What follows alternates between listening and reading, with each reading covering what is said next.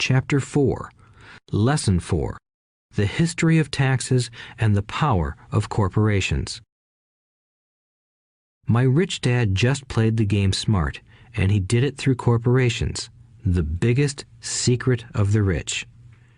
I remember in school being told the story of Robin Hood and his merry men. My teacher thought it was a wonderful story of a romantic hero who robbed from the rich and gave to the poor. My rich dad did not see Robin Hood as a hero. He called Robin Hood a crook. Robin Hood may be long gone, but his followers live on. I often still hear people say, "Why don't the rich pay for it?" or "The rich should pay more in taxes and give it to the poor." It is this Robin Hood fantasy, or taking from the rich to give to the poor, that has caused the most pain for the poor and the middle class. The reason the middle class is so heavily taxed is because of the Robin Hood ideal. The reality is that the rich are not taxed. It's the middle class who pays for the poor, especially the educated upper-income middle class. Again, to understand fully how things happen, we need to look at the history of taxes. Although my highly educated dad was an expert on the history of education, my rich dad fashioned himself an expert on the history of taxes. Rich Dad explained to Mike and me that originally in England and America, there were no taxes. Occasionally, there were temporary taxes levied in order to pay for wars. The king or the president would put the word out and ask everyone to chip in. Taxes were levied in Britain for the fight against Napoleon from 1799 to 1816, and in America to pay for the Civil War from 1861 to 1865. In 1874, England made income tax a permanent levy on its citizens. In 1913, an income tax became permanent in the United States with the adoption of the 16th Amendment to the U.S. Constitution. At one time, Americans were anti-tax. It had been the tax on tea that led to the famous Tea Party in Boston Harbor, an incident that helped ignite the Revolutionary War. It took approximately 50 years in both England and the United States to sell the idea of a regular income tax.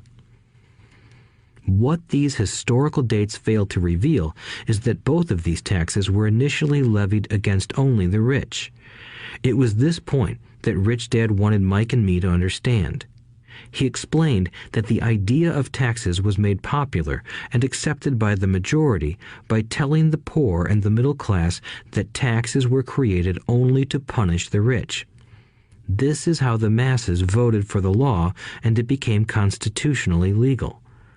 Although it was intended to punish the rich, in reality it wound up punishing the very people who voted for it, the poor and middle class. Once government got a taste of money, its appetite grew, said Rich Dad. Your dad and I are exactly opposite. He's a government bureaucrat, and I am a capitalist. We get paid, and our success is measured on opposite behaviors. He gets paid to spend money and hire people. The more he spends and the more people he hires, the larger his organization becomes. In the government, a large organization is a respected organization. On the other hand, within my organization, the fewer people I hire and the less money I spend, the more I am respected by my investors. That's why I don't like government people. They have different objectives than most business people. As the government grows, more and more tax dollars are needed to support it.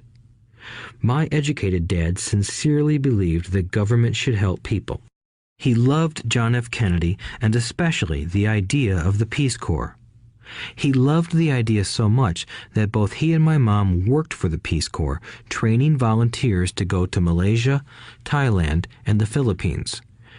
He always strived for additional grants and budget increases so he could hire more people, both in his job with the Education Department and in the Peace Corps.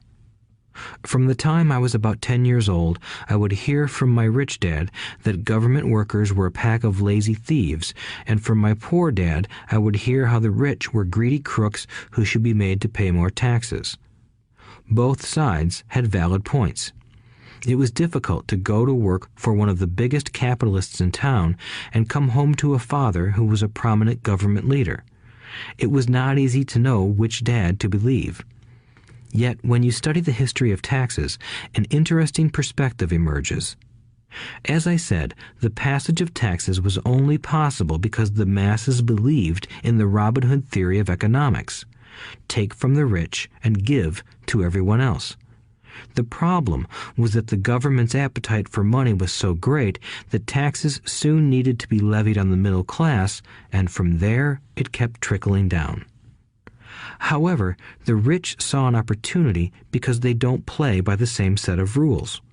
The rich knew about corporations, which became popular in the days of sailing ships. The rich created the corporation as a vehicle to limit their risk to the assets of each voyage. The rich put their money into a corporation to finance the voyage. The corporation would then hire a crew to sail to the New World to look for treasure. If the ship was lost, the crew lost their lives, but the loss to the rich would be limited only to the money they invested for that particular voyage.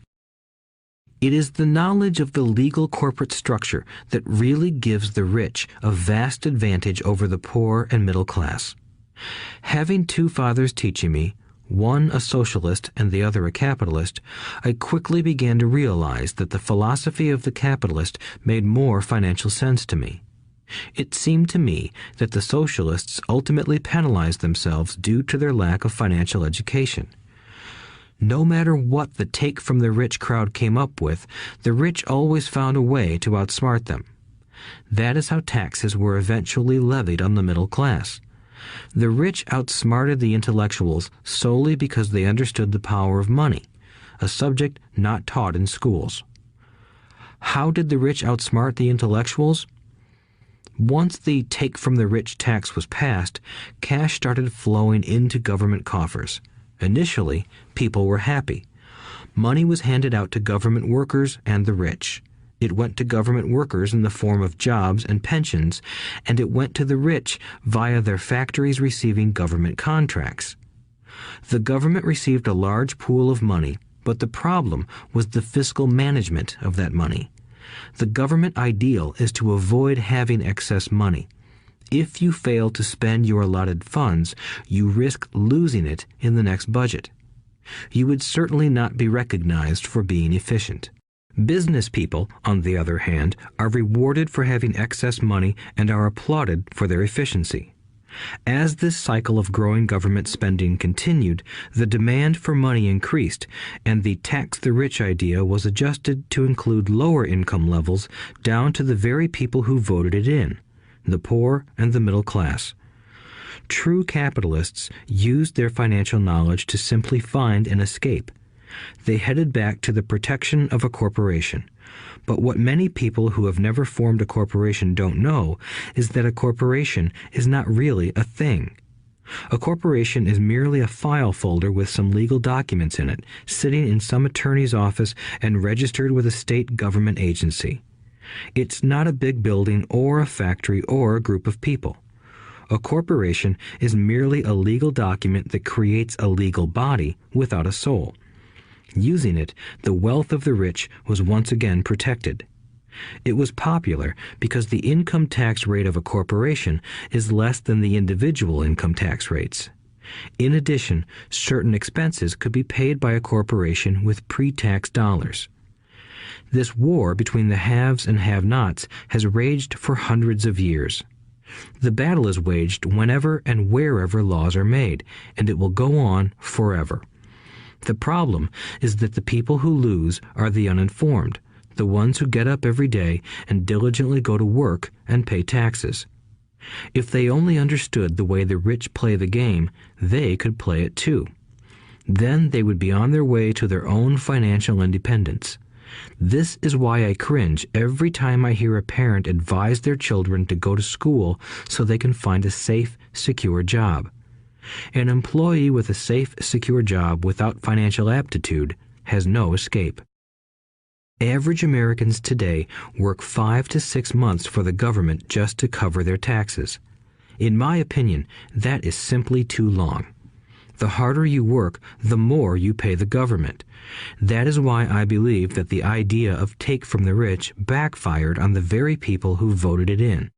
Every time people try to punish the rich don't simply comply. They react.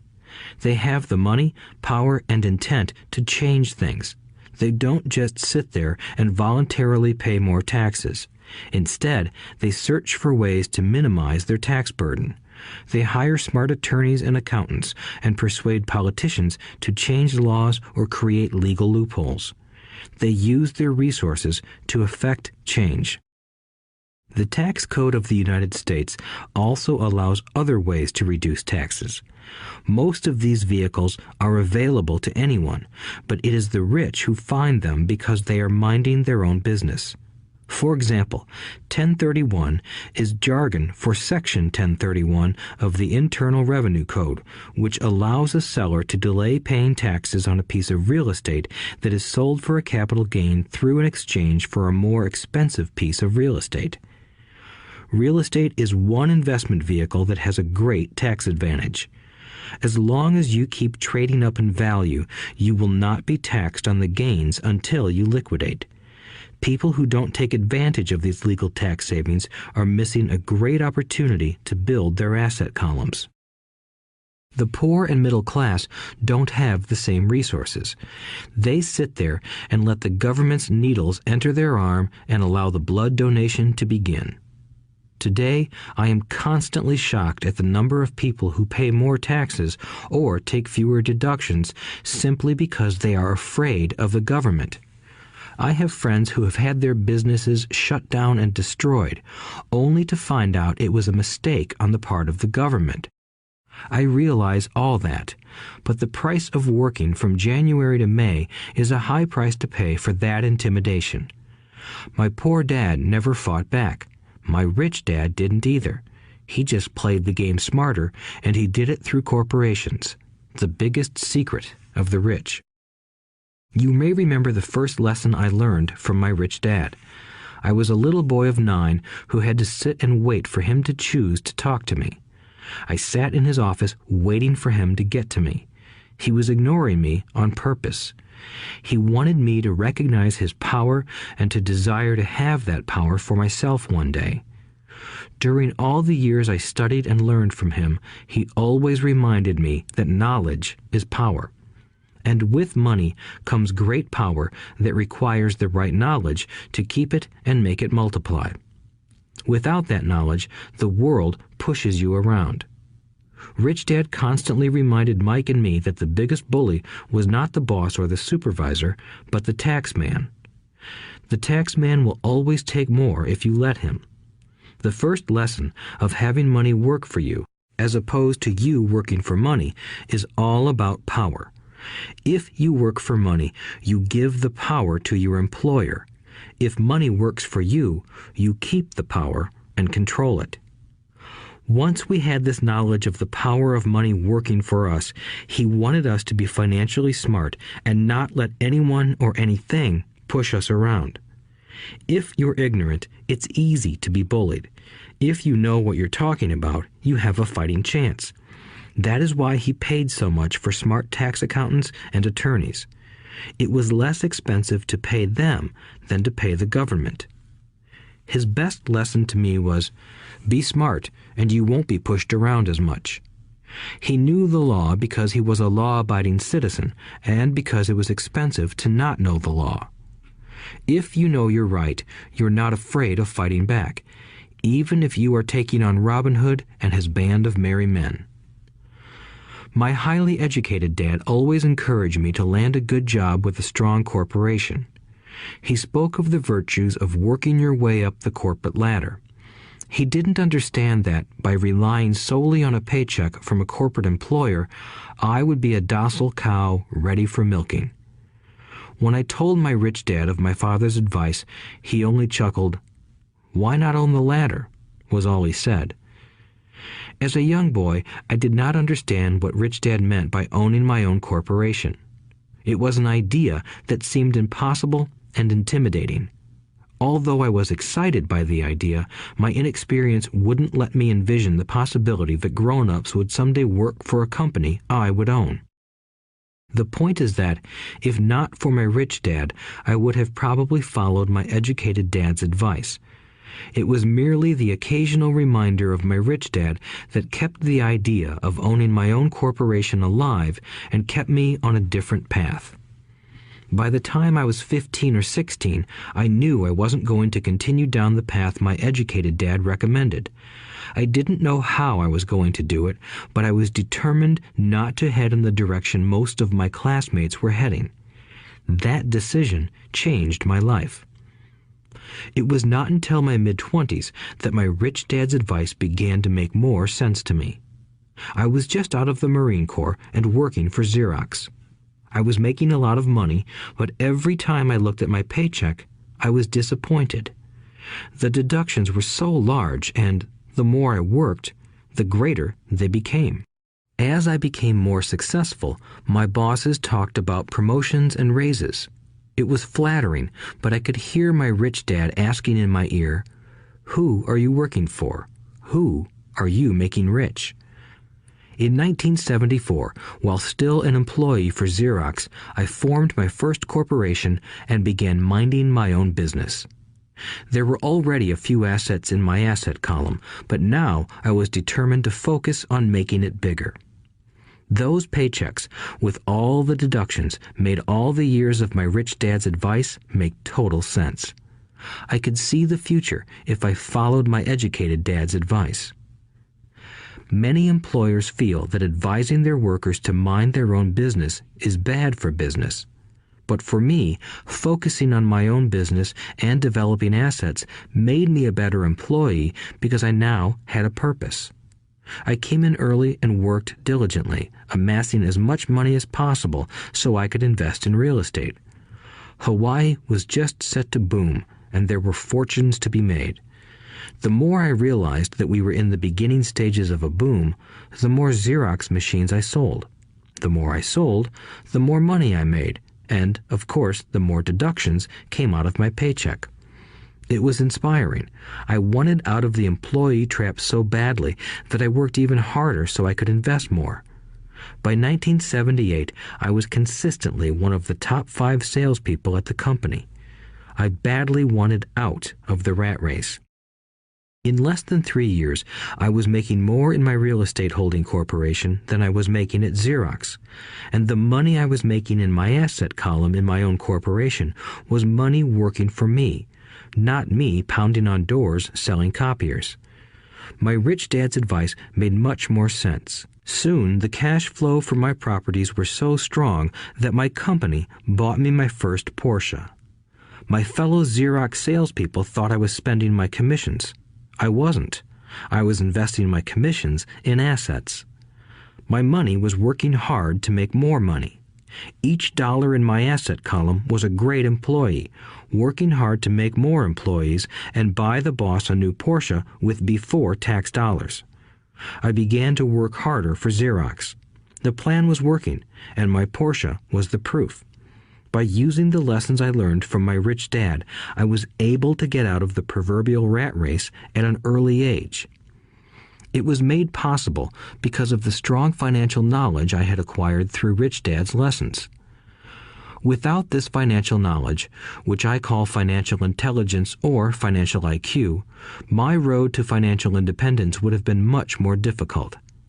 I now teach others in the hope that I may share my knowledge with them. I remind people that financial IQ is made up of knowledge from 4 broad areas of expertise. 1. Accounting. Accounting is financial literacy or the ability to read numbers. This is a vital skill if you want to build an empire. The more money you are responsible for, the more accuracy is required, or the house comes tumbling down. This is the left brain side, or the details. Financial literacy is the ability to read and understand financial statements, which allows you to identify the strengths and weaknesses of any business. 2. Investing. Investing is the science of money making money. This involves strategies and formulas which use the creative right brain side. 3. Understanding markets. Understanding markets is the science of supply and demand. You need to know the technical aspects of the market, which are emotion-driven, in addition to the fundamental or economic aspects of an investment. Does an investment make sense or does it not make sense based on current market conditions? 4. The law.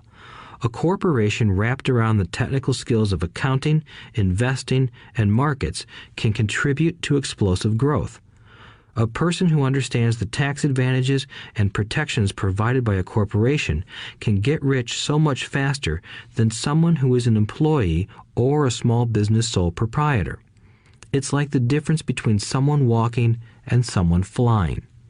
The difference is profound when it comes to long-term wealth. Tax advantages. A corporation can do many things that an employee cannot, like pay expenses before paying taxes. That is a whole area of expertise that is very exciting. Employees earn and get taxed and then try to live on what is left.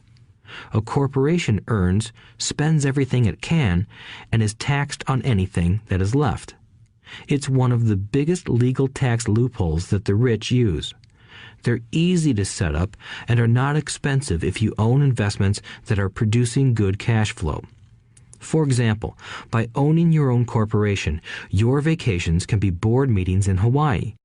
Car payments, insurance, repairs, and health club memberships are company expenses.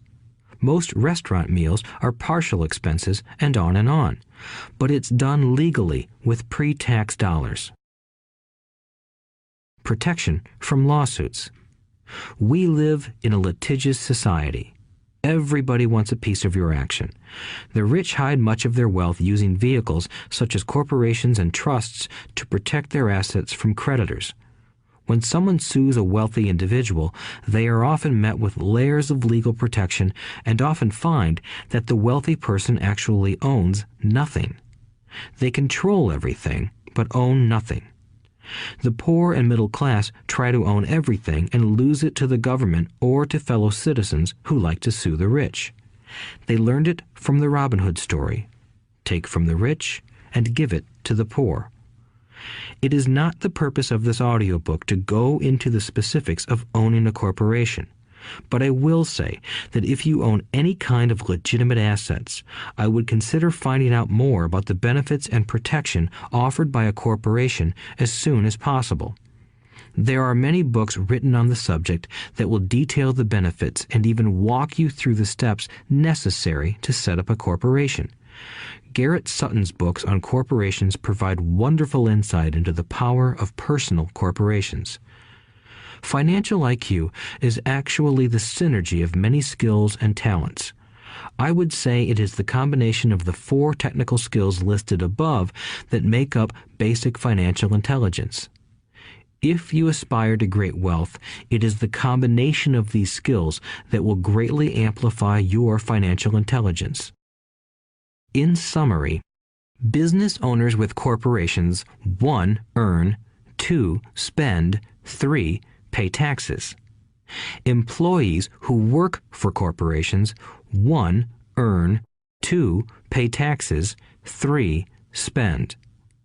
As part of your overall financial strategy, I recommend that you learn about the protection that legal entities can provide for businesses and assets.